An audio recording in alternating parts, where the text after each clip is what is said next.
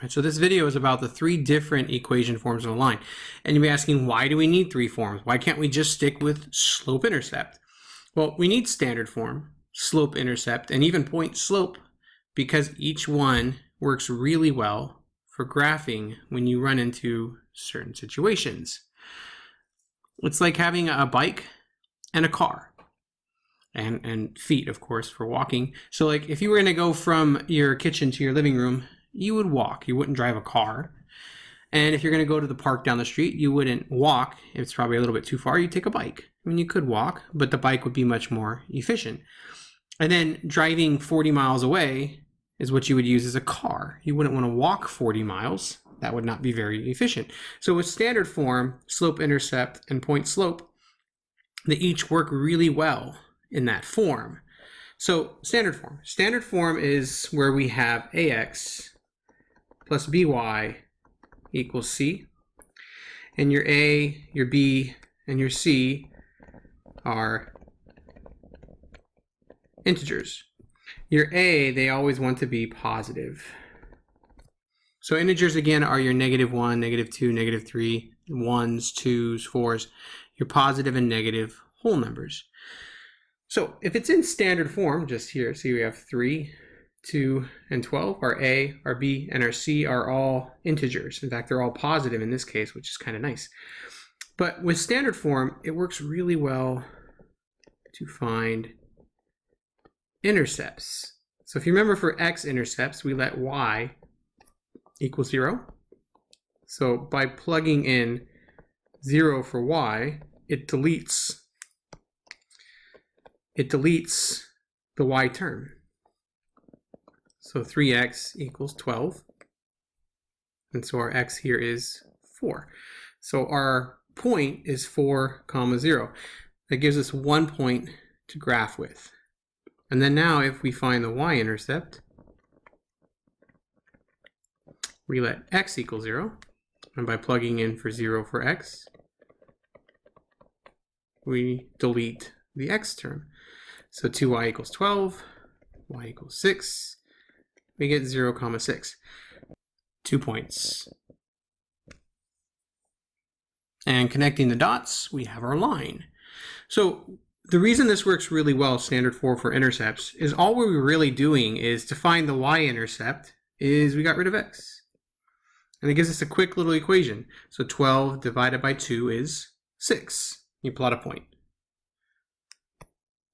And then to find the x-intercept, we just get rid of the y.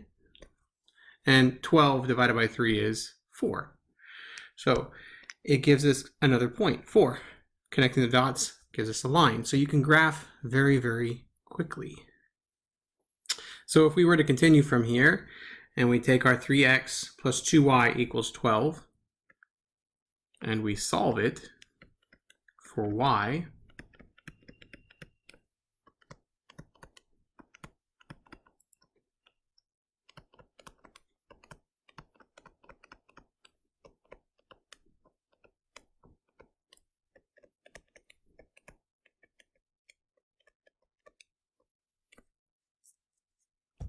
we get slope-intercept form. And that's our next form that we're going to deal with, slope-intercept. So slope-intercept gets its name from y equals mx plus b, where m is our slope, and b is our intercept. In this case, it's the, well, in all cases, it's the y-intercept. So whatever's in front of the x, this right here, that's our slope, which is -3 over 2, meaning we will rise 3 and run 2.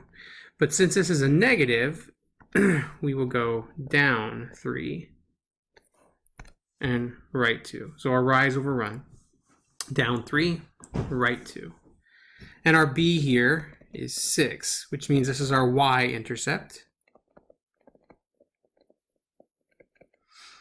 So 0, 6. And so what it gives us, this quick little form, is another quick way to graph. It gives us our y-intercept.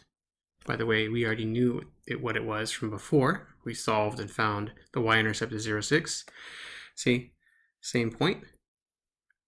But then it tells us to go down 3 and over 2. So if we follow that slope, down 3, 1, 2, 3, and then over 2, 1, 2, put a point, we have our line. And continuing that, down 3, over 2, we get another point. Connecting the dots gives us our line. And see, it's the same exact graph. So if it's in standard form, we use intercepts. If it's in slope-intercept form, we use slope and y-intercept. And if you had a choice between the two, it really is whichever's prettiest. So can we convert slope-intercept back? Of course we can. So here's how you do that.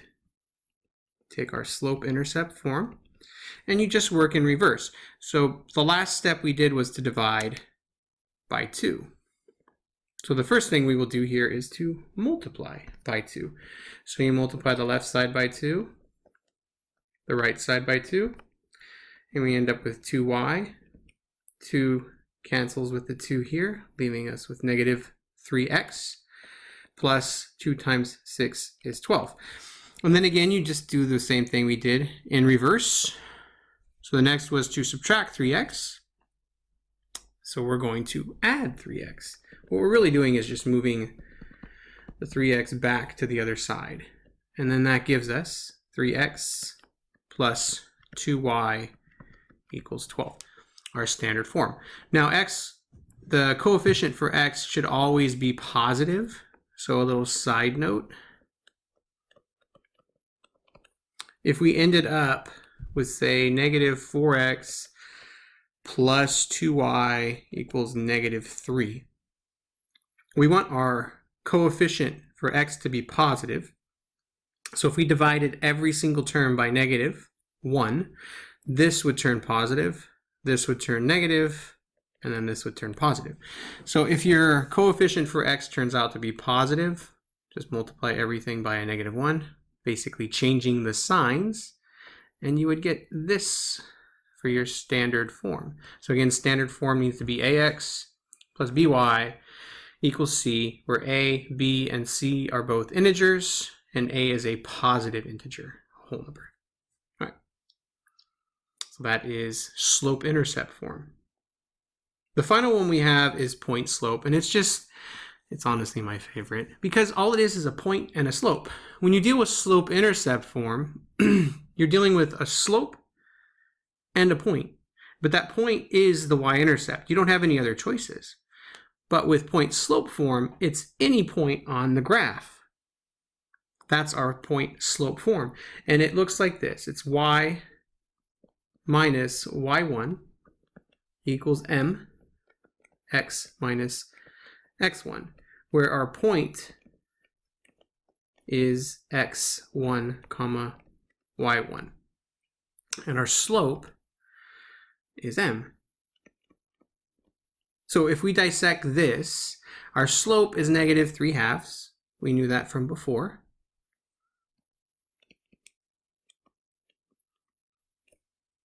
And our point would be whatever's being subtracted from the x and whatever's being subtracted from the y. So this point would be 2, 3. And so you have a point and a slope. So if we go over 2, up 3, that's our point. 2, 3, right there. And then we use the slope. Down 3, over 2, put a dot. So again, that was down 3, over 2, put a dot, and draw a line. And this is our graph. So remember, we also had these other 2 points here. So they would also work in point slope form, giving us the same exact equation. So that was 0, 6. So if we take our slope of negative 3/2, slope of the line never changes. It is what it is for that line. And we put it in our form. So our y, we are subtracting 6. our slope is negative 3/2. And our x, we subtract 0. This is our equation of the line. And if we were to solve this,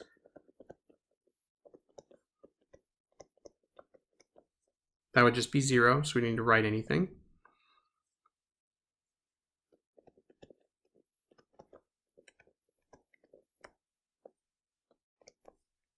I'm going to put 0 here, just so we have it.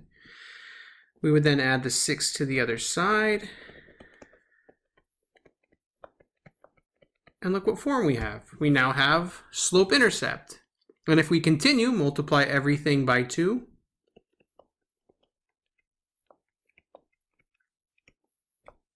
Bring the 3x over. We now have standard. See, they're all the same. They're just different forms, which is what I was writing, slope-intercept.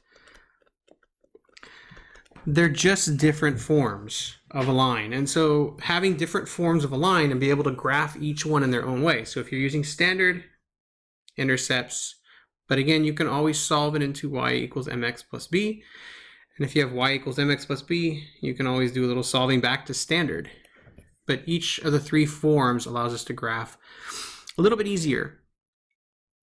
They each have their own benefits. And so when you run into an issue, change its form. If you don't like slope-intercept, change it into point slope. And if you don't like point slope, change it into standard, so on and so on. But you can go back and forth between all 3. They all give you the same equation. In fact, if you really want to check, you could start by first graphing with slope-intercept, and then solving the equation back into standard and making intercepts. And if they all match, you're good.